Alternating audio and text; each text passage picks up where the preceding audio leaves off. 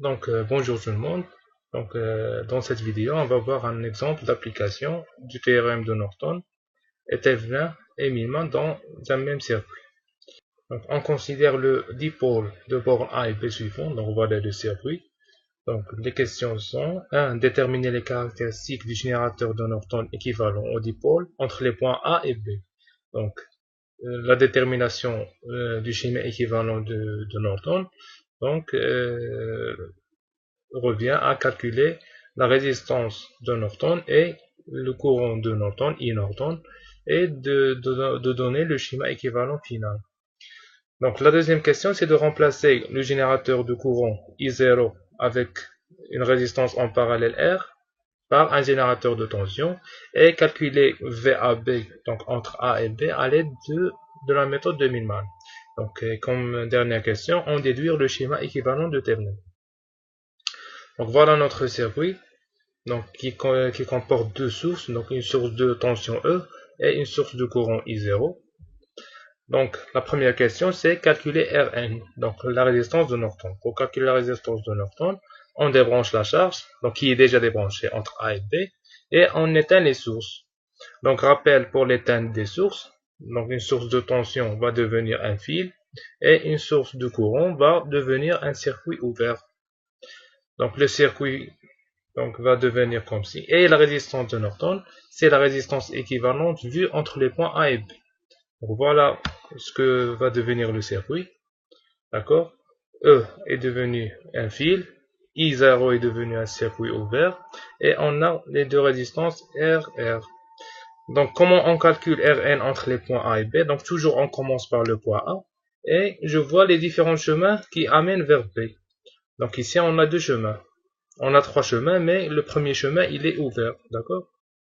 Donc le premier chemin, il passe par la résistance, et le deuxième chemin, vers B. Et le deuxième chemin passe aussi par la résistance R, puis vers B. Donc la résistance de Norton, ce n'est que R en parallèle avec R. Donc pour le même circuit, donc on calcule IN, donc le courant de Norton. Donc pour calculer ce courant, on débranche la charge donc qui est déjà débranché entre A et B, et je court-circuite entre A et B.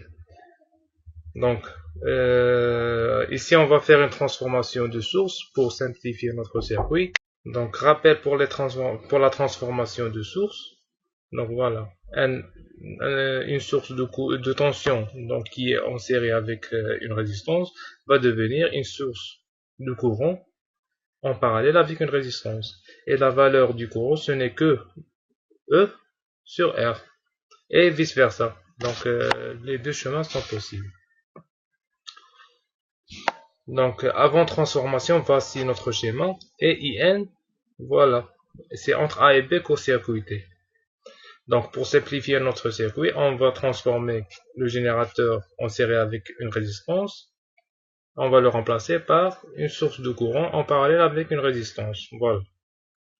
Donc, finalement, on a deux sources de courant dans le même circuit avec des résistances parallèles et un chemin court-circuité entre A et B. Donc, voilà. Donc, ici, pour les deux sources qui sont en parallèle, donc on peut les additionner parce que les sources de courant s'additionnent en parallèle.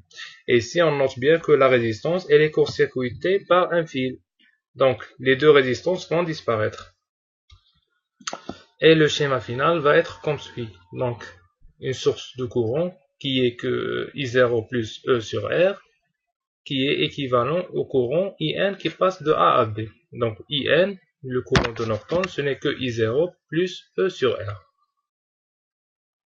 Donc, on a calculé R Norton et on a calculé I Norton. Maintenant, on a le schéma équivalent de Norton qui n'est que une source de courant IN en parallèle avec la résistance Rn, et on a nos deux points A et B, donc, parce qu'on n'a pas de charge ici.